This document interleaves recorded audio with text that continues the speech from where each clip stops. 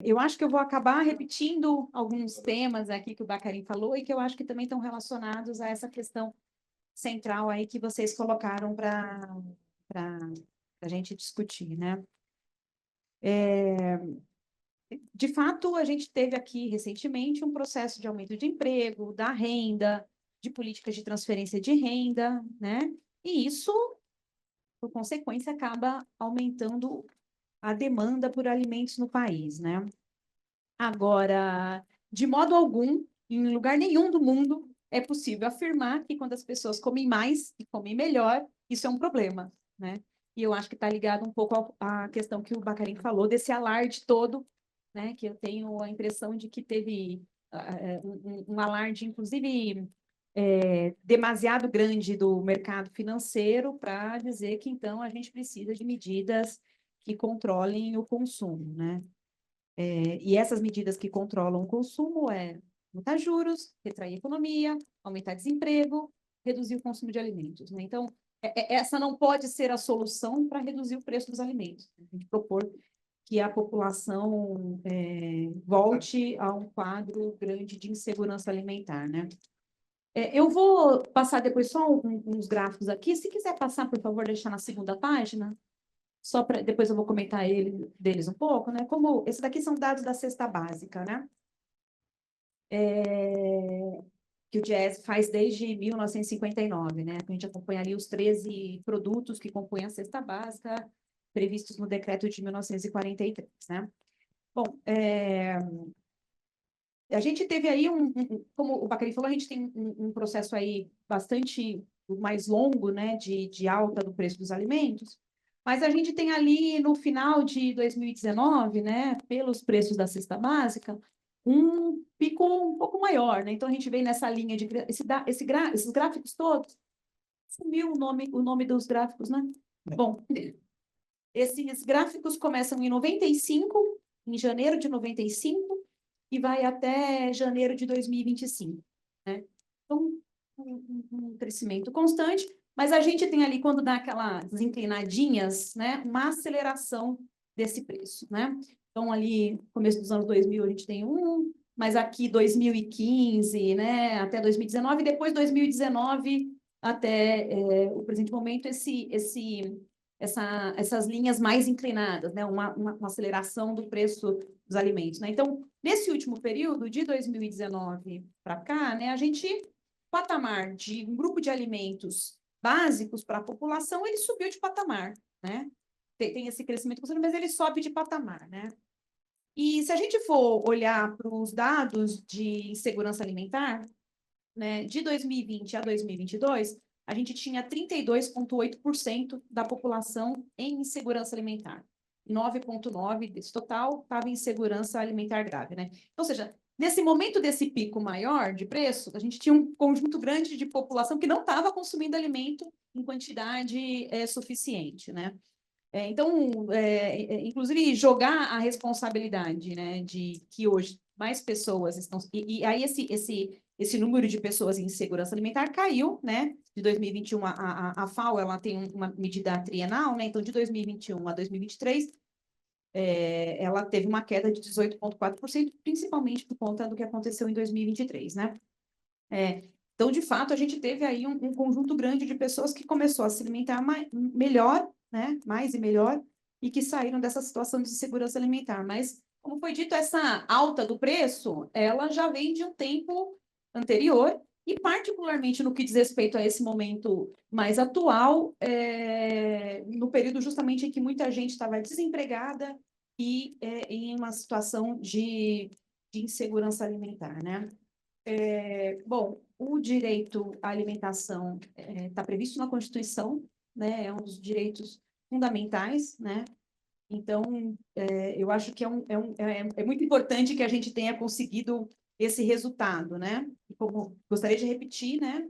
De modo algum a saída, né? A gente pode cair na armadilha, no alarde, né? Feito pelo mercado financeiro, de que a gente tem que controlar os preços a partir do aumento de juros, né? Então, aqui, deixa eu só falar aqui, já que por algum motivo não apareceu o nome dos alimentos, né? Essa primeiro aqui é o comportamento do arroz, né? Depois a gente tem feijão, depois café, vocês vejam ali que o café nesse último período, né, deu uma inclinada absurda, né? Aqui é a carne, né? Farinha de trigo e óleo. O óleo também deu ali um aumento gigantesco, né? Esse último período aqui é 2019 a 2025, a janeiro de 2025, né? Então, a gente teve essa diminuição dos preços em 2023, mas 2024 a gente volta a observar um aumento no preço, como o Bacarin falou, né? Nas cestas básicas que o Diese acompanha, 2023 teve um recuo e 2024, nas 17 capitais que a gente acompanha, houve aumento das cestas básicas, né? Então, as maiores altas que a gente registrou foi carne, né? Aí tem a questão da demanda externa, né? Tem também questões climáticas, mas também tem aí algum debate sobre possível especulação, né? O leite, a questão das indústrias de laticínio ao longo do ano, né? O café, condições climáticas, uma menor produção no Vietnã, aumento do café na cotação internacional. No caso do óleo, a gente teve aí um aumento da demanda do óleo para a produção de biocombustível, então aí acaba reduzindo a oferta de óleo para o consumo, né, para alimento. O arroz agulhinha também subiu em todas as capitais, né, mesmo com a importação, inclusive até em decorrência da importação, né, com o câmbio desvalorizado, a gente tem um impacto no preço do arroz. A banana, ela maturou muito mais cedo por conta do calor, né, das ondas de calor que a gente observou. O feijão preto, ele também teve parte relevante, vem de fora, e aí sofreu aí com a desvalorização cambial, né? E o açúcar também tem um conjunto de fatores, inclusive, né, a produção de etanol, que disputa aí também a produção, né? Então, assim, é um conjunto bastante grande de fatores, né? Mas que tem uma sazonalidade própria da produção desses alimentos, óbvio, mas que tem algumas características que convergem, né? Como já foi dito, a questão da emergência climática, né? Então, eventos extremos de calor, frio, chuva, né? Eles interferem na produção e, portanto, nessa oferta de alimentos, né? A questão do comércio internacional, como o Bacarin comentou, né? A gente tem aí um aumento de alguns alimentos na cotação internacional. Hoje, o nosso mercado está muito mais suscetível a essa variação internacional, justamente porque a gente se tornou um país exportador, eu acho que o Bacarin falou bastante disso, né?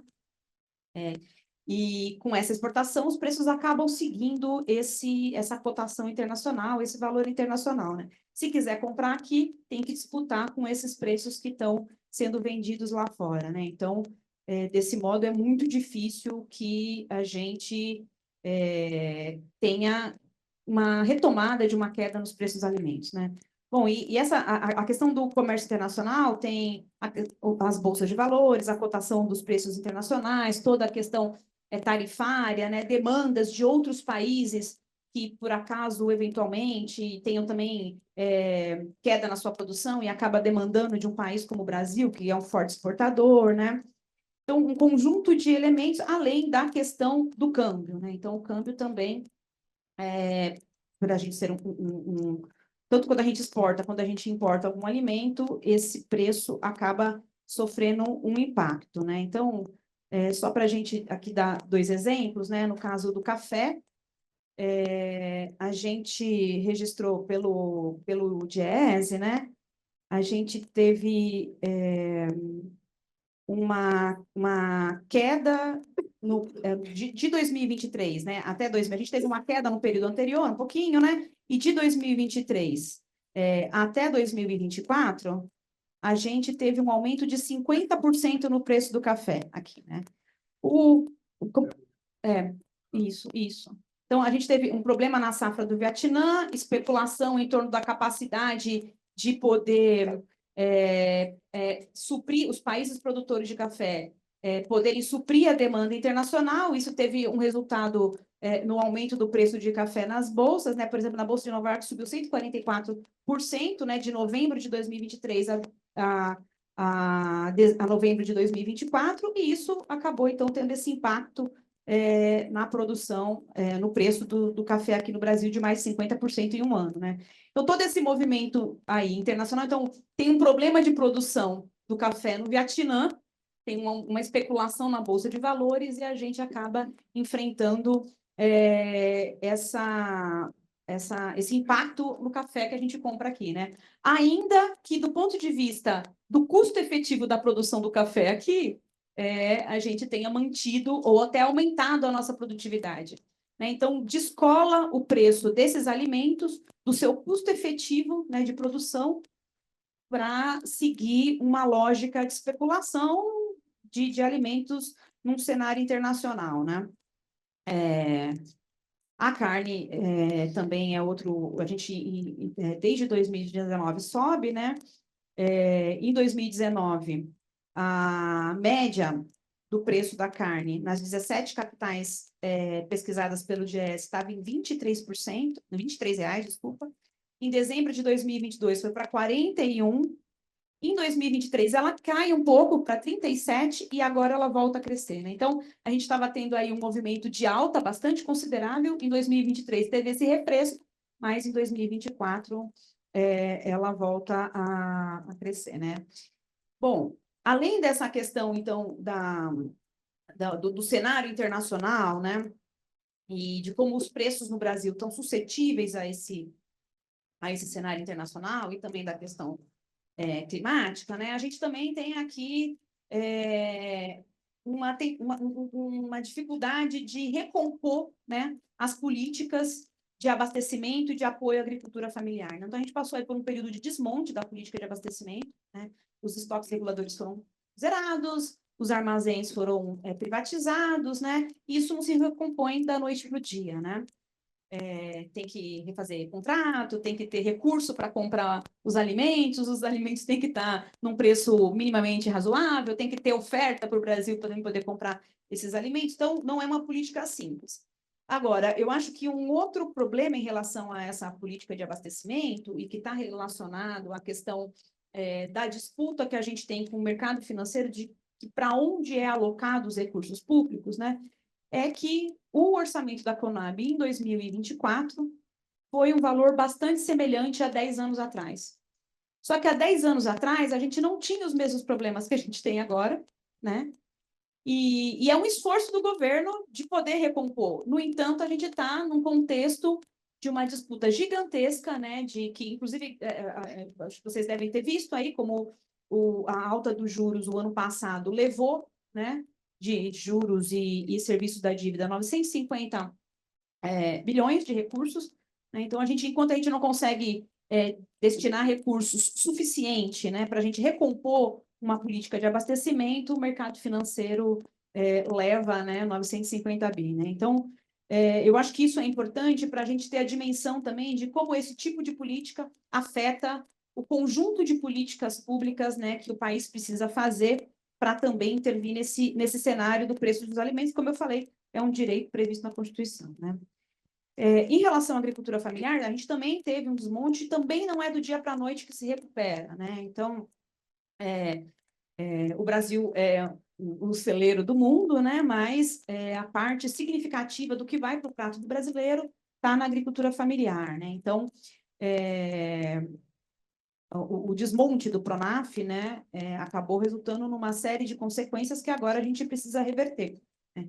Então,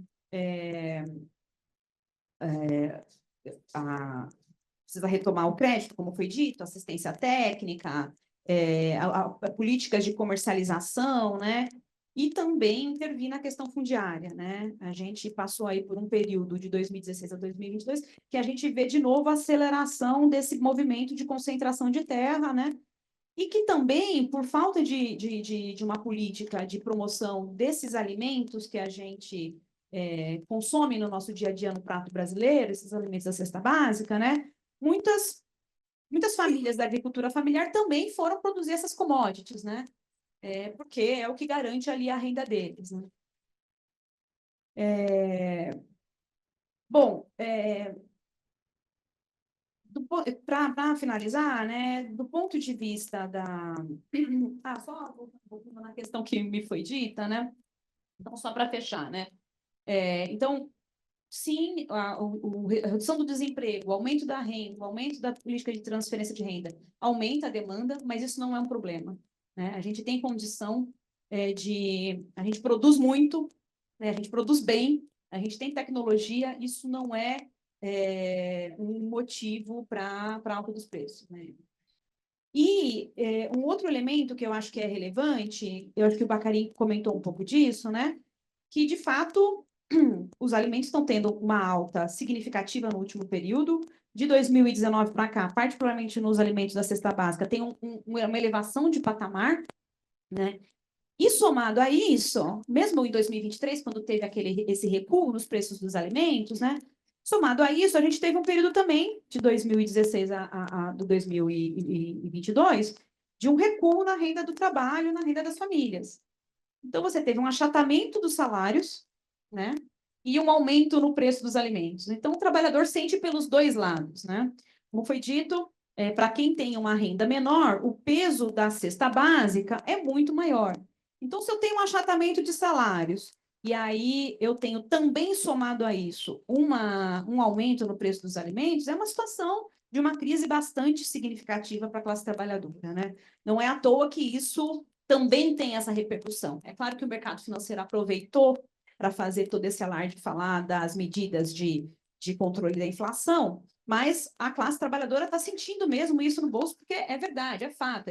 Hoje você vai no mercado e o salário ainda não recuperou, né, o tanto que precisa recuperar para fazer frente a essa elevação, particularmente a essa elevação mais recente, né?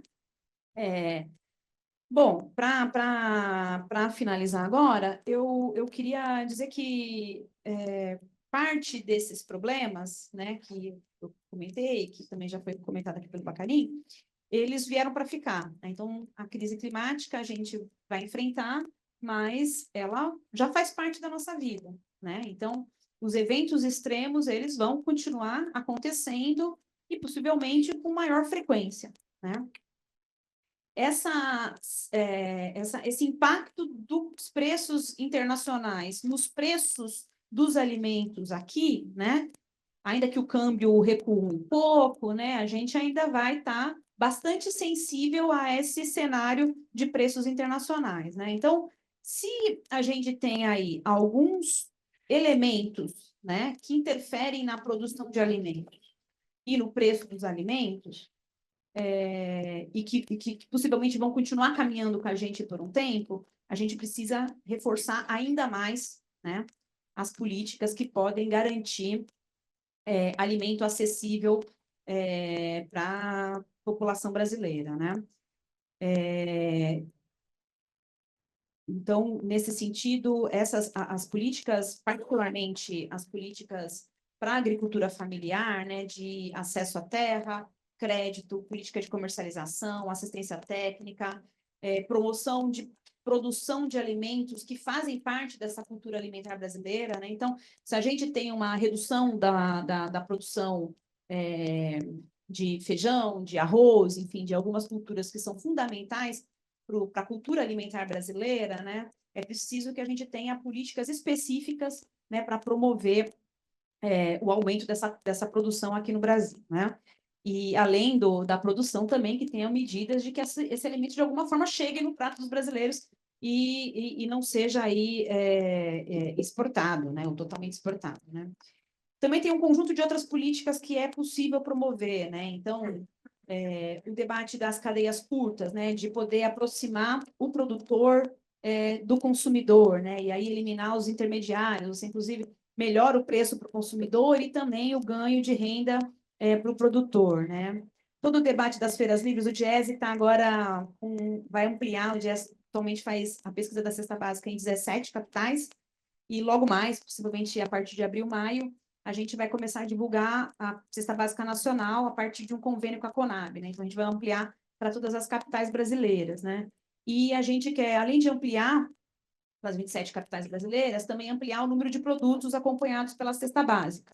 E também os pontos de coleta, né? E quando a gente foi mapear, por exemplo, as feiras livres, né, praticamente as feiras livres estão se acabando no território nacional, né? É muito difícil você encontrar feiras livres em algumas cidades brasileiras, que são lugares em que você pode ter um preço mais acessível, né?